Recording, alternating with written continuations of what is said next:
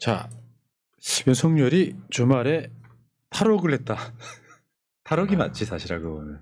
그러니까 합법을 가장한 사실은 그것도 불법인데 탈옥을 했다 이건데 사실 여러분들이 제일 이제 주말에 굉장히 힘들었던 부분은 아니 다른 사람도 아니고 내란 수계를 풀어준다고 그럼 못 참으셨을 것 같고요. 그러니까 주말 집회, 토요일, 일요일 집회도 막 급작스럽게 만들어진 집회도 어마어마하게 나오시더라고요. 심리가 그렇다. 자, 근데 하나만 좀 씹고 가겠습니다.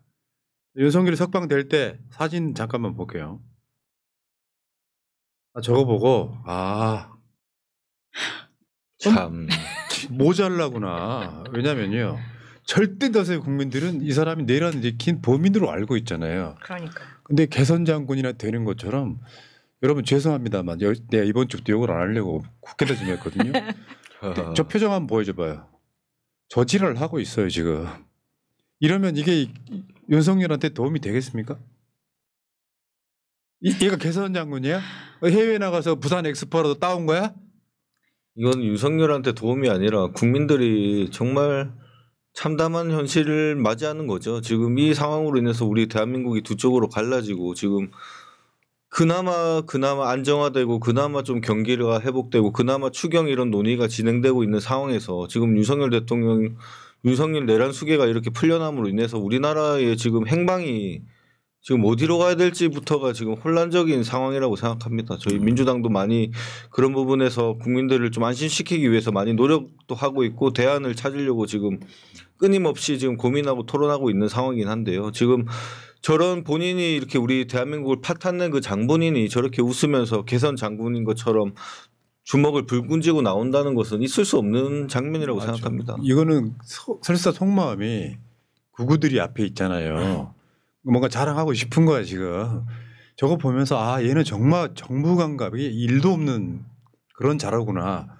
사람이 있잖아요. 한쪽에서는 절대 다수는 내란 수계라고 생각을 하고 있어. 근데 그 앞에 나와 있는 그구들한테 이거 해야 돼요? 엎어컷 때문에. 그러니까 최소한 국민들한테 자기가 잘했다 생각하더라도 이 혼란을 불러일으킨데 혼란이 발생했고 그 혼란의 중심에 자기가 서 있는 건 분명한 사실이니까 거기에 대해서 최소한의 사과의 의사 표시라도 했어야 되는데 사실 그걸 기대하는 것 자체가 난망하죠. 네. 그게 되는 자 같으면 저 자리에 있지도 않을 거예요. 그러니까요. 맞는 말씀입니다. 네. 그게 되는 자 같으면 내란도 안 일으켰겠죠. 그러니까. 네. 자, 김치찌개 먹었다고요? 나 저것 말도 토 나올라 그래. 김치찌개 그놈의 김치찌개 나도 김치찌개 참 좋아합니다만 야, 김치찌개에 대한 모욕입니다 저건 진짜. 구치소는 배울 게 많은 곳이래. 지가 수도 없이 보냈을 거 아니야. 아니 앞으로 5대 배우셔야 되니까 급하게 생각하지 마시고 지금 뭐 잠깐 방학하신 것 같은데 다시 그 들어가서 배우실 거예요. 그거 있잖아요. 그저 아버지나 돌아가시면은 잠깐 나오는 경우 있잖아요. 뭐 그거로 생각합니다 저는. 그리고 이런 것도 있어. 구치소에서 성경 많이 읽었대. 잠 많이 자니 더 건강하대. 저런 메시지를 내는 게 국민 분노를 더 올리는 거잖아요. 네, 둘 중에 하나만 해야죠. 잠을 많이 잤던지 성경을 많이 봤던지. 둘 다 했다는 건가요? 근데 여러분 윤석열이가 성경 읽고 뭐 했을까요? 읽었다면? 저것도 난 거짓말이라고 생각해. 저는 거짓말이라고 생각합니다. 거짓말이고. 저도 결코 읽을 자가 아니다. 글을 읽을 자가 아니다. 성경에 내란 일으키라고 돼 있어? 제가 봤을 때는 성경을 누가 읽으라고 가져오면 야 한 장짜리도 요약해와 그랬을 거야. 이야기해봐요. 아니 잠 많이 잔다는 것도 술을 윤석열이 항상 술 마시면 잠만 잔다고 그랬잖아요. 저는 그래서 저것도 좀 살펴봐야 된다. 혈중 알코올 농도. 자 그러면 우리가 윤석열을 다시 입고시켜야 되잖아요. 어렵게 집어넣는데 쉽게 그냥 탈옥을 해버린 거예요. 검찰이 합법을 가장한 불법으로. 그러면 재입고시키는 방법을 한번 변호사 두 분이나 계시니까 한번 토론해봐요. 일단은 법원이 직권 구속하는 방법이 있어요. 저거는 재판 중에 네. 계속해서 증거인멸이 이루어지면 직권 구속하는 방법이 있고 파면 뒤에 다른 범죄 혐의로 구속하는 방법이 있어. 저거는 외환죄 같은 거. 명태균 게이트도 포함되어 있습니다. 다음에 특검을 통해서 동일범죄 재구속하는 방법도 있습니다. 사실 널려 있다.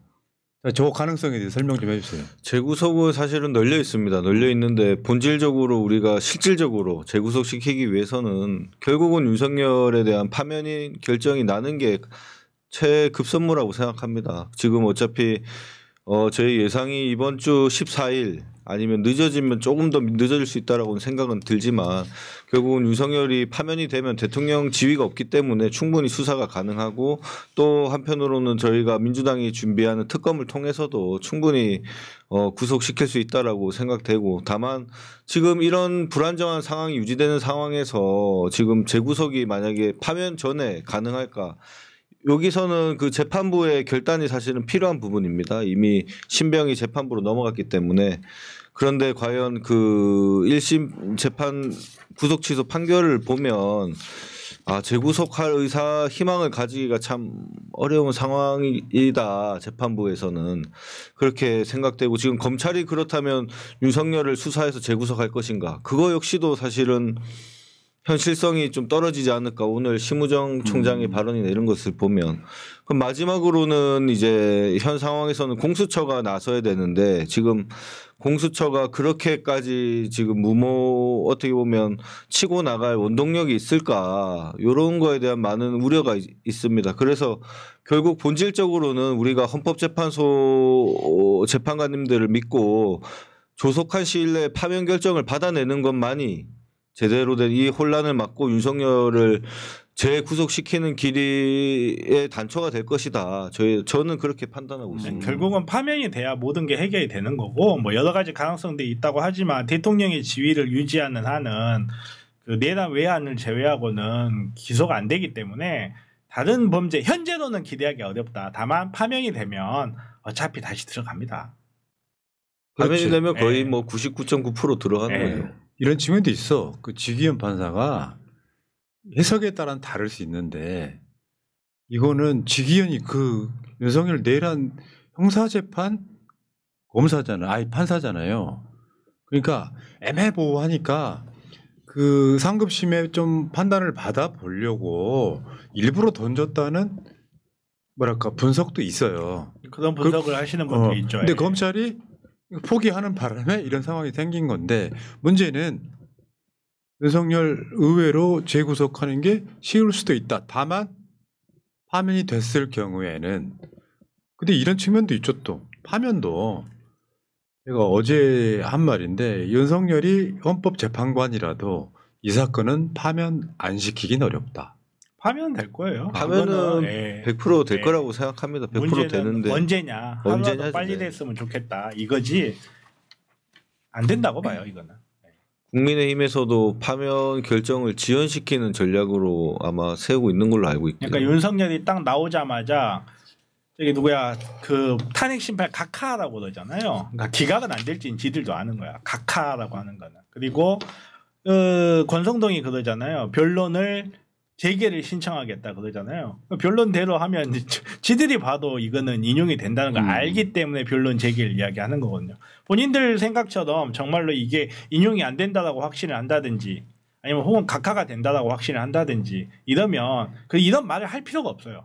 이런 말 할 필요가 없는데 굳이 기어 나와가지고 우리 대통령 통화를 했니 어쩌니 각하를 해야 되니 어쩌니 요 말은 뒤집어 생각해보면 인용이 된다는 거는 국민의힘도 아는 거예요. 알고 있긴 한데 국민이 갖고 있는 불안감은 윤석열이 저렇게 엎어컷하면서 저 기어 나오는 거를 본 이후에는 저렇게 됐으면 이 사람은 다시 들어가면 그냥 죽는 사람이에요. 그러면 이 사람이 안 들어가기 위해서 모든 방안을 다 생각할 거 아닙니까? 앞뒤 그냥 뭐든지 생각을 할 때는 사고를 할 때는 상황을 여러 가지를 시뮬레이션을 해봐야 돼요. 우리 이번 주에 탄핵 심판이 나와요. 우리 이거 다 알고 있었잖아요. 윤석열 나오기 전부터. 윤석열이 안 나와 있으면 안 불안했을 것 같아요. 불안하긴 매 한 가지예요. 결론이 나오기 전까지. 제 얘기 그거요. 불안감을 전염시키지 마라. 그러니까 어차피 바뀐 건 별로 없어요. 윤석열이 바꿔 나와 있다 들어가 있다 우리 눈앞에 안 보이니까 이 차이 정도가 있을 뿐이지 지금 윤석열이 밖에 나와 있다고 해서 윤석열이 할 수 있는 게 없어요. 우리가 얘를 체포시키고 구속시키는 과정에서 정말 막 손에 땀을 흘리고 봤던 그 기억들이 있고 얘가 어렵게 들어갔는데 쉽게 나오는 것 같으니까 화가 나는 게 있는데 얘도 쉽게 나온 건 아니에요. 들어갔다가 거의 60일 가까이 들어가 있다 나온 거잖아요. 그러니까 그러니까 중요한 거는 얘가 나온 게 잘했다 이런 말을 하고 싶은 거 아니에요. 우리가 갖고 있는 불안감이 워낙 크다 보니까 윤석열이라는 자가 당장 나와가지고 뭐 이걸 하면 어떨까 저걸 하면 어떨까 여러 가지 생각을 하면서 우리 스스로 불안감에 장식되고 있는데 그냥 얘가 나왔을 때 안 나왔을 때 비교를 해서 생각을 한번 해보자는 거예요. 우리 얘가 안 나와 있어도 탄핵 심판 인용이 되면 어떡하나 기각이 되면 어떡하나 엄청 걱정하고 있었을 거예요. 지금쯤. 좀 더 여유는 있겠지만. 그리고 그렇지 않고 윤석열이 지금 밖에 나와 있다. 쟤가 대통령이 아직 신분을 갖고 있기 때문에 쟤가 밖에 나와 있으니까 당장에 무슨 다시 뭐 제2의 계엄을 하면 어떡하냐 저것이 나와가지고 뭐 어떻게 하고 뭘 어떻게 하고 막 이렇게 이야기를 하는데 실질적으로 사실상 변하는 거는 그렇게 많지 않다는 거예요. 상징적으로 윤석열이 나와 있다. 이게 배기 싫어서 그렇지. 그러면 지금 계속 나오는 질문이나 이런 것들은 윤석열이 나와 있으면 첫 번째 비화폰 서버 삭제나 손을 대면 어떡하냐. 그런데 윤석열이 없으면 삭제 안 했을까요? 그거 손 안 돼서. 어차피 우리 이틀에 한 번씩 삭제되는 거 다 알고 있잖아요.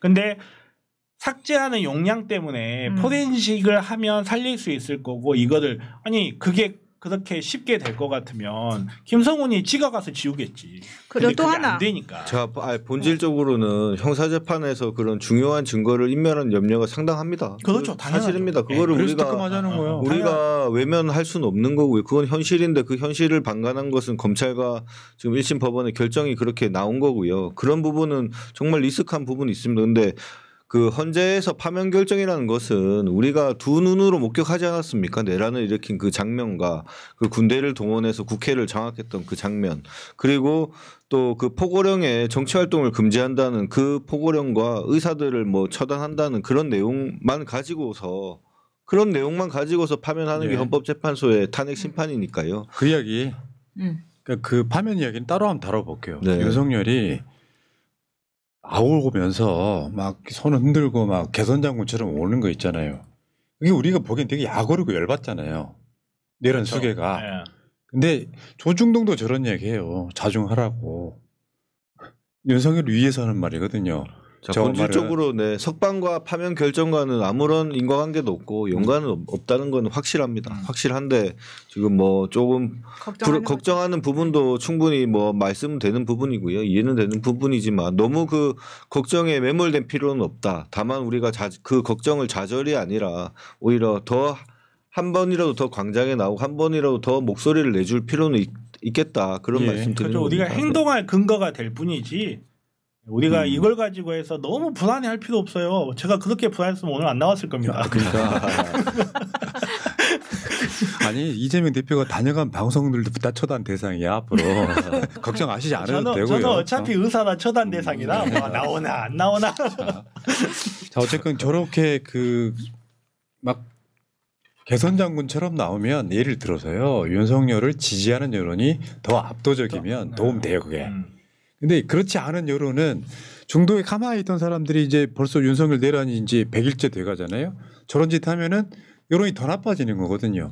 그러니까 30%의 어떤 국민들 갖고 소위 말하면 역전은 불가능하다 이렇게 일단 보고 자 재구속 사유 우리가 반드시 재구속을 시키는 방향으로 한번 가봤으면 좋겠고요. 자, 이 이야기는 여기까지 하시고 구자 형님 2025년 대한민국 역사에 반역자들은 반드시 강력하게 처벌하여 두 번 다시 이런 자들이 존동하지 못하게 해야 합니다. 이제는 용서와 화합이라는 단어는 사치입니다. 뭐든지 거기에 응당한 대가를 치르게 해야 합니다. 그래야 두 번 다시 반역자들이 설치지 못할 거라 생각합니다. 오늘 노컷뉴스 보니까요. 윤석열을 어떤 대통령도 사면 못하게 하는 법을 만들어야 된다 이런 칼럼을 안 봤거든요. 제안을 하긴 해야 될 것 같아요. 이미 법안 올라가 있습니다. 네. 그리고 아까 전에 조정동 이야기가 나와서 꼭 잠깐만요.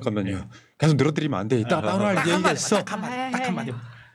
이렇게 붙여놓으니까 경쟁력으로 잘하는데 방송은 난 나가 있어도 되겠는데. 윤석열 나오면 조선이 뭐 어떻게 된다고? 네. 됐지. 이때가. 자 김명수님 감사드리고요. 구재영님 이제는 반역자들이 피똥 싸고 피눈물 나게 처벌해야 합니다 하셨고요. 언제나 해피님 우리가 할 수 있는 최선의 방법 집회에 적극 참여하여 헌재의 탄핵 인용 촉구하기 이재명 대표님과 민주당 의원들 민주 유튜버들에 대한 전폭적인 응원과 지지 후원하기 감사합니다. 언제나 해피 감사. 해피님 감사합니다.